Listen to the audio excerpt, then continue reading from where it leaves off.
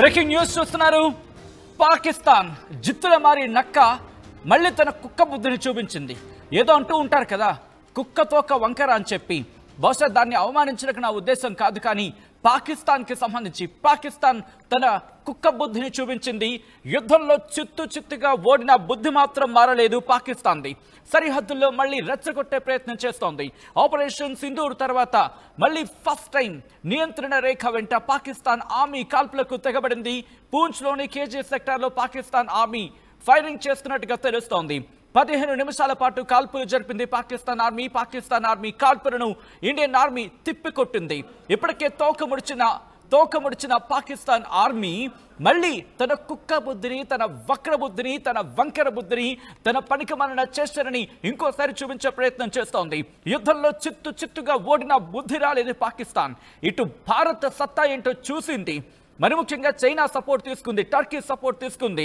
ఇలా ఎంతమంది సపోర్ట్ తీసుకున్నా గెలవలేదు. ఈ నేపథ్యంలో ఒక్కసారి ఆ దృశ్యాలను, ఆ లైవ్ విజువల్స్ మీకు చూపించే ప్రయత్నం చేస్తున్న టీవీ ఈ కథను కూడా కాస్త కలవరపరచొచ్చైతే మమ్మల్ని కలవరపడకూర్చొని మా ఉద్దేశం కాదు, కానీ ఇటువంటి కథనాలు చూసినప్పుడు కాస్త కలవరపడే అవకాశం ఉంటుంది. కాబట్టి దీనికి సంబంధించి తగిన జాగ్రత్తలు తీసుకోవాలని ఆర్టీవీ సూచించడం జరుగుతుంది. This is the disturbing content, viewer discretion. ఒక్కసారి ఆ విజువల్స్ ని చూద్దాం.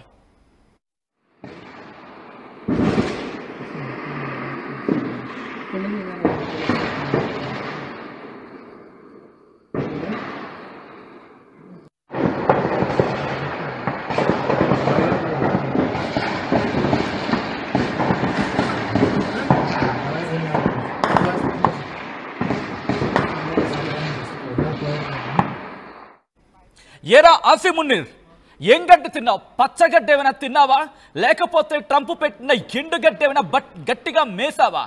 ఏంటి కుక్క బుద్ధి? ఏం చూసుకొని విర్రవీగిపోతున్నావు? ఎవరి దన్నుముద్దని చెప్పి పేట్రెక్కిపోతున్నావురా నువ్వు? నీ ప్రతాపం ఏమైనా ఉంటే ఇక్కడ, నీ ఆర్మీకి సంబంధించి నీ ప్రతాపం ఏమైనా ఉంటే కనుక నీ జీవితాన్ని, అక్కడ ప్రజల జీవితాన్ని బాగుపడేలా చేసేందుకు ప్రయత్నం చేయండి. వరదలో కొట్టుకుపోతున్న పాకిస్తాన్ని కాపాడుకునే ప్రయత్నం చేయండి. నీళ్లు రాని నీ పాకిస్తాన్లో నీళ్లు ఎలా తెచ్చుకోవాలి, ఎలా అడుక్కోవాలో తెచ్చుకునే ప్రయత్నం చేయి. కానీ కవ్వింపులకు దిగితే గుర్తుపెట్టుకో పాకిస్తాన్, ఈసారి భారత్ చూస్తూ ఊరుకునే అవకాశం లేదు.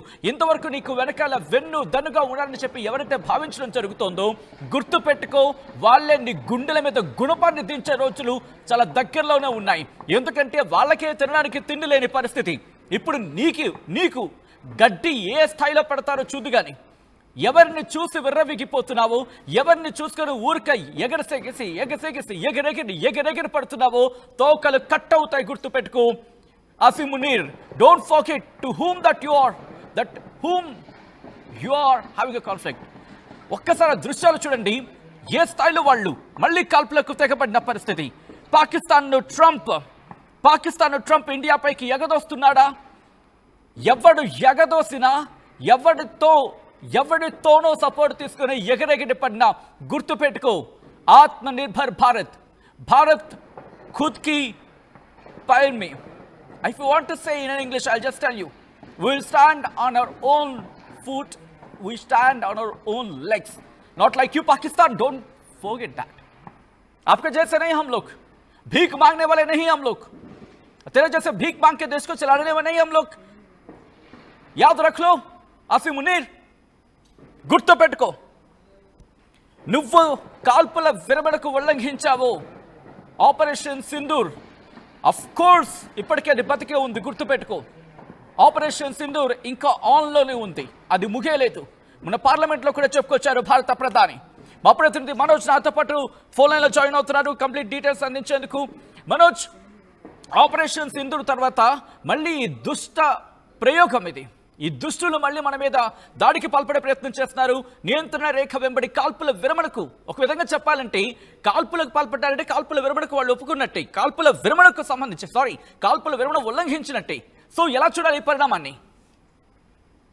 సెక్టార్లోని కృష్ణా ఘాటీ సెక్టార్ లో 15 నిమిషాల పాటు కంటిన్యూస్ గా బాంబుల వర్షం కురిసినట్టుగా తెలుస్తోంది. 15 నిమిషాల పాటు కంటిన్యూస్ గా ఇండియా ఆర్మీ వైపు కూడా తిప్పికొట్టింది. సో ఇక్కడ ఒక విషయం ఏంటంటే, ఇప్పటివరకు అయితే జరిగినటువంటి ఈ దాడిలో ఎటువంటి క్యాజువాలిటీస్ లేవు. ఇండియన్ ఆర్మీ చాలా సమర్థవంతంగా తిప్పికొట్టింది. Once again we are proud to tell that మేరా భారత్ మహాన్. ఇందాక మీరు చెప్పుకొచ్చారు, వీఆర్ వెరీ మచ్ ఇండిజీనియస్. మన సొంత కాళ్ళ పైన మనం నిలబడగలుగుతున్నాం, సెల్ఫ్ రిలయంట్ గా ఉన్నాం. ఏ దేశాల పైన ఎవరి దగ్గర మోకరిల్లిపోయి వాళ్ళ దగ్గర కూర్చొని వాళ్ళ కాళ్ళకు నమస్కారం చేసి మనం వాళ్ళ దగ్గర నుంచి అప్పు తీసుకోవడం, వాళ్ళ దగ్గర నుంచి ఏదో సహాయం కోరేటువంటి పరిస్థితి భారతదేశానికి లేదు. ఇప్పుడు చాలా clear Sachin, it's unintentionally attack of Pakistan by the support of America. So America చేసేటువంటి సపోర్ట్ కారణంగానే పాకిస్తాన్ రెచ్చిపోతుంది అనేది మాత్రం చాలా సుస్పష్టం. When we come across some biggest wars happening in the world, ఒకసారి మనం పరిశీలిస్తే కనుక ఇజ్రాయెల్ రెచ్చగొట్టి ఇరాన్ పైన కయ్యానికి కాలుతో వచ్చింది. ఇజ్రాయెల్ కి ఆయుధ సామాగ్రి అందించింది. ఇప్పుడు ఉక్రెయిన్ వైపుగా చేస్తోంది అదే. సో ఇప్పుడు ఇండియా పైన, ఇండియా రష్యాకు సంబంధించి మంచి సత్సంబంధాలు ఉన్నాయి. వార్ ఎక్విప్మెంట్ లో కూడా అవసరం కూడా కలిసి రూపొందించుకున్నామని ఒక ఆలోచనతో ఉన్నాము.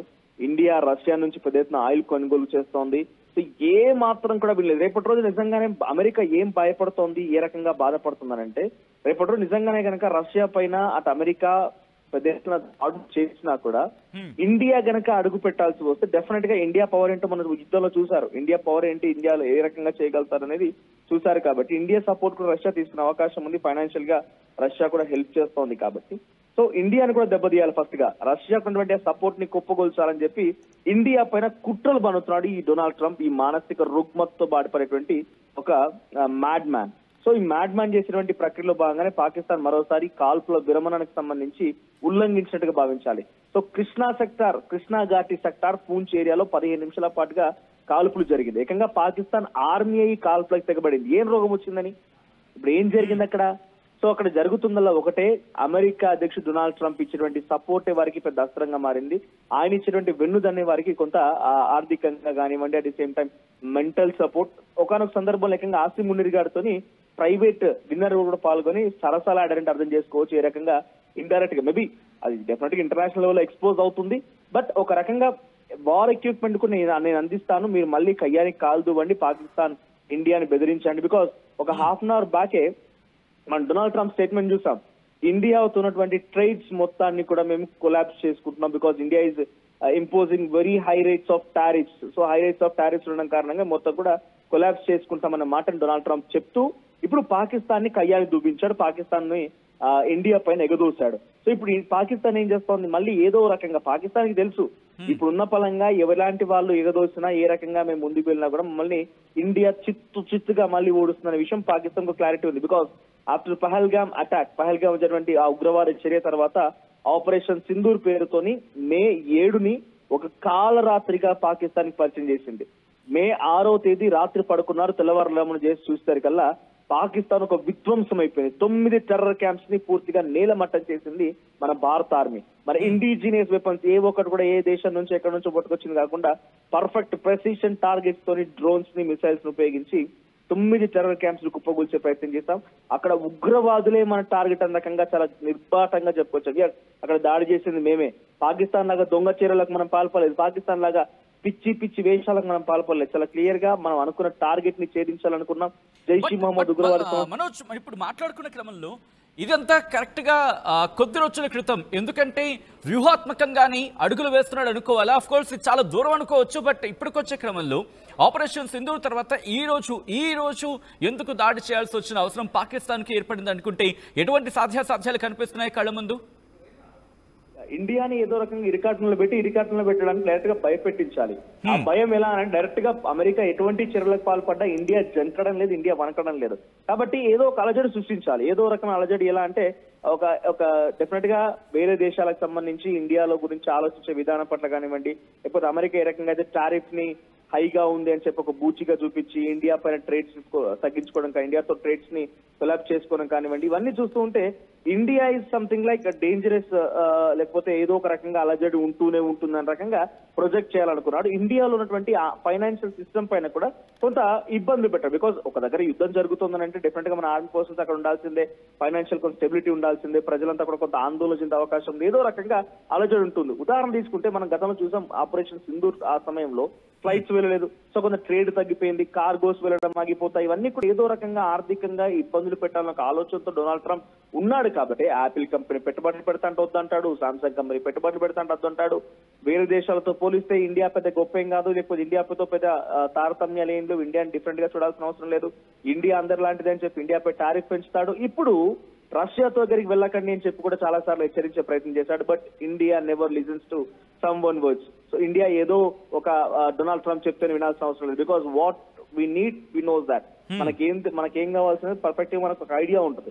సో ఆ రకంగా మన ప్రభుత్వాలు ముందుకు వెళ్తున్నాయి. డెఫినెట్ గా ప్రజలంతా కూడా అదే రకమైన ఆలోచనతో ఉన్నారు. కానీ డొనాల్డ్ ట్రంప్ ఎంత చెప్పినా వినడం లేదు. వీళ్ళు భయపెట్టినా, ఎదిరించినా ఏ రకంగా వినలేదని చెప్పి ఇప్పుడు ఈ పిచ్చి కుక్కని, ఆయన పెంచుకున్నటువంటి ఈ పిచ్చి కుక్కని కావాలని కొన్ని అరువు అందరినీ భయపెట్టు అనే రకంగా పాకిస్తాన్ అనే పిచ్చి కుక్కని ఇప్పుడు మరోసారి భారత్ వైపుగా మళ్లించాడు. But one thing clearly, Pakistan కి భారత్ ఏం చేయగలుగుతుందో తెలుసు, ఏ రకంగా చేసిందో తెలుసు, ఇప్పుడు నెక్స్ట్ ఏం జరుగుతుందో కూడా తెలుసు.